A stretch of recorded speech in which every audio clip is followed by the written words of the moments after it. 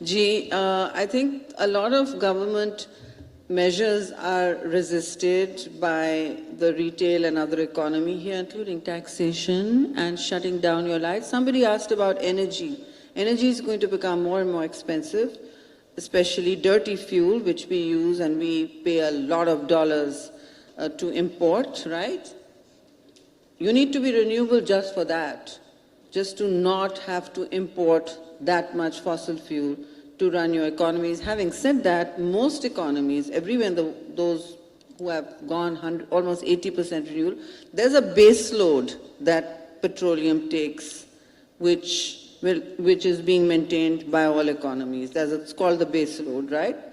And for instance, Germany today, after the Ukraine war, a crisis of supply lines of gas, petroleum, all of that has gone back to coal. Now, those are choices countries make. But you were asking me about water, and water aquifers specifically, right? Aquifers are under usually, it's not surface water, but aquifers in Sindh have already dried up. They've been tube-welled and they're dried up because that's just the nature of water usage. And so the water is brackish now. Punjab aquifers, I've known for a long time, are sweet water. And they're still not depleting. But they are also depleting fast, as is, and that is dealt with as the Indus Basin. The basin is shared between two countries. It is not only in Pakistan. That's how ecology works. That's how water works. That's how climate works. You do something somewhere, I feel it here. And you're angry. I'm angry. It's like, what can I do? But you've done it. Anyway, I can at least try to, clean up my little area. So the aquifers are never refilled. They are recharged.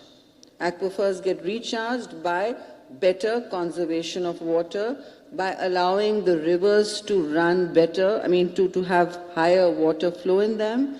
And for my pet project, which I will ask Nutshell to actually please host this.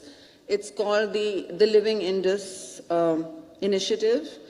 It is primarily, it's a nature-based, biggest project conceived probably in the world for recharging aquifers, detoxifying one of the most polluted, sad rivers in the world, and it is the lifeline of Pakistan. It is around which 80% of our livelihoods are centered. It's the jugular that waters the country, and yet we ignore it. So I launched this just before, and it's an investment project because governments don't have money anywhere. And it has a menu of 25 interventions in the ecology, the aquifers, the depollution, even the marine life, and plastic-free cities around the Indus, which is a clever way of deplasticizing urban areas. Only one city of Pakistan is not grown around the Indus, and that's Quetta. All of them have grown and clustered, like all great civilizations, around a great river, like the Nile and all that. When you have a big river, you build around it or grow around it.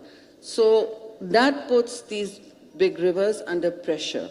And they're the creators of civilizations. In Sindh, they're called Mother and all of that.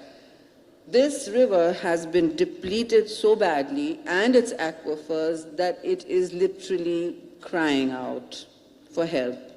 And so we launched this Living Indus initiative with the World Food Organization, FAO, with the Food and Agriculture Organization, because it is linked directly to our agriculture also being recharged. And has a menu of 25 interventions which businesses can actually invest in.